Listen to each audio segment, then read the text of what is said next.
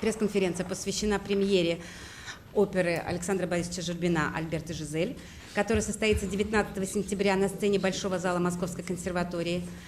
Правда, в концертной версии. Я начну с того, что опера – это моя самая большая любовь в жизни. Я из всех жанров, хотя я попробовал себя как композитор во многих жанрах и практически во всех, наверное, но все-таки больше всего на свете я люблю именно оперу. Оперу, вот такую классическую, настоящую, большую оперу.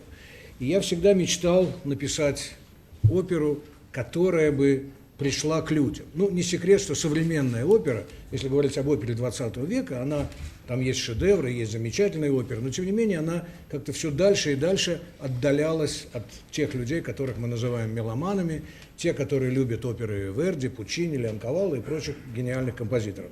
И мне казалось, что, может быть, сейчас наступило время немножко вернуться назад, а вернее пойти вперед по направлению к тем слушателям, к тем зрителям, которые любят настоящую оперу. И вот эта моя опера, которая называется «Альберт и Жизель», это такая попытка прорваться к той публике, которая не ходит принципиально на оперы Альбана Берга или Хиндемита или Шостаковича, а те, которые любят просто красивую музыку, интересную историю и даже, может быть, где-то сентиментально поплакать. В опере часто люди плачут, когда происходят разные трагические истории. В общем, такая попытка. Что касается сюжета «Альберт и Жизель», я давно мечтал об этом сюжете, я давным-давно, еще, можно сказать, в детстве заметил, что это очень оперный сюжет. И балет господина Альберта Адана, который, в общем, хороший композитор, но все-таки там музыка, на мой взгляд, была недостаточно драматична для этого сюжета. И я решил написать новую оперу на этот сюжет. И тут надо упомянуть одного из создателей этой оперы, в прямом смысле слова, это Николай Басков, который появился в тот момент, когда, значит, я вот носился с этим, он говорит: Саша, я бы хотел, чтобы ты написал для меня оперу.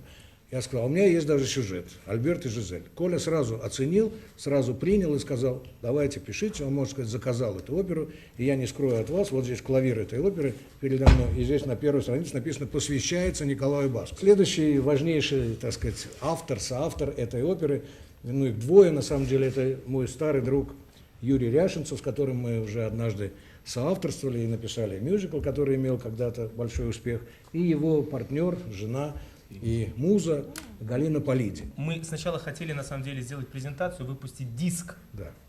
Ну, записав оперу сначала, выпустить диск и сделать премьеру, уже подарив зрителям CD.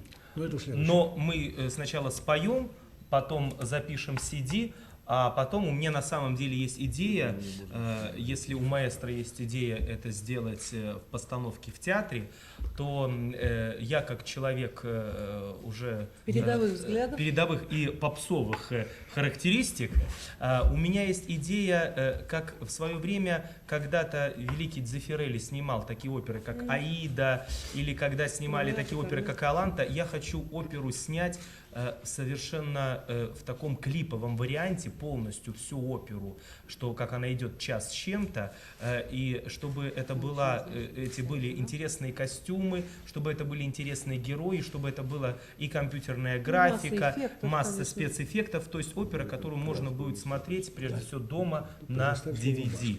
Или в кинотеатре. То есть для меня это важнее. И забегая вперед, все ответят потом на поставленные вопросы. Огромное, конечно, я могу сказать огромное спасибо маэстро. Потому что я могу сказать, что это наш современный, живой, великий классик. Человек, обладающий на сегодняшнее время действительно мелодизмом. Что я и больше всего и просил показать в этой опере. Она очень доходчива до зрителя, она очень понятна. Есть темы, которые уже можно петь вместе с солистами. А самое главное, что есть моменты, куски музыкальные настолько широко музыкально сделаны, что в них чувствуется, знаете, такое влияние, не знаю, на Журбина, таких гениев, как Бернстайн, как где-то в чем-то Шнитке, но при этом, вы знаете, вызывает просто, я не буду забегать, я не люблю предвосхищать это, но лично мне, как певцу и как человеку, как зрителю, мы очень долго боролись, мы сражались, я кидал в него нотами вот так и говорил, я не буду петь это, я ухожу. На что он мне говорит, ну, я говорю, это непонятно людям, какие-то тритоны, какие-то минорные аккорды. Он говорит, нет, в этом есть магнетизм, мы спорили, потому что я говорю, опера, я говорю, для кого написана опера? Он говорит, для тебя. Я говорю, все. Я говорю, маэстро, давайте, чтобы это... Я влюблен в эту оперу, и я счастлив и благодарен Богу, что, несмотря на что есть в моей жизни, от, как говорят, веселых легких песен, от каких-то выступлений на разных оперных сценах и Европы, и выпусков альбомов там из-за границы, и выступлений здесь, это я уже не зря прожил жизнь, потому что для меня написана опера Журбиным, и это останется на века. Я сейчас понял, почему мы с Галей взялись это делать, вот, послушав своих друзей. Мне очень, это для меня абсолютная новость, что она будет иметь такое продолжение, что не все кончится 19 числа, я приготовился к тому, Это будет зависеть от того, как я буду целовать руки Галине Рапопорт. Да. Ну вот так, это совсем интересно, если это будет иметь такие разные и длительные продолжения. Почему мы рискнули на эту работу пойти? Казалось бы, балет какое отношение имеет к поэзии, когда самое главное в нем молчать? Но вот то, что существовало в пластике, перевести это дело в поэзию, а мы имели основания, потому что у истоков этого балета стояли такие, ну вы знаете, Гейна, Господи Боже мой,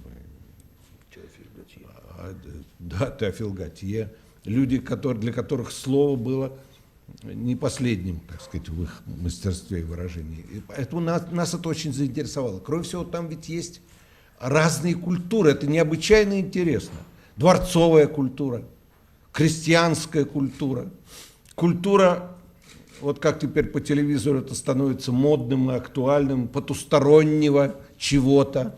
И выясняется, что в этом потустороннем есть вещи, которые интересны нам, живым, современным людям. Все это решило для нас окончательно и активный напор Саши, который верит страшно в ту работу, которую он делает, и заражает этой верой своих коллег. И Коля, который пришел слушать оперу, я помню, он вошел с пением, он уже пел. Это было все здорово, но потом прошло много времени. Я сейчас многие вещи слышу как новости для себя. Я очень рад, что это концертное исполнение, потому что версия театральная, она предлагает что-то уже очень такое определенное. А вот эта классическая версия, которая может быть использована в любом театре потом как угодно, это страшно интересно. Я с нетерпением жду 19 числа, мне бы очень хотелось побывать хотя бы на одной репетиции, потому что мне хочется спросить у певцов, вы все-таки не вокалист поете, а вы поете текст, не надо ли чего-нибудь поправить? Поэтому то, что мне сейчас уже сказал... поправили, если честно. Вот этого я и боюсь, честно говоря. Вот этого я и боюсь. Юра, все поется, что написано. Ну вот, тем не менее, значит, я с нетерпением жду генеральной репетиции и 19 числа.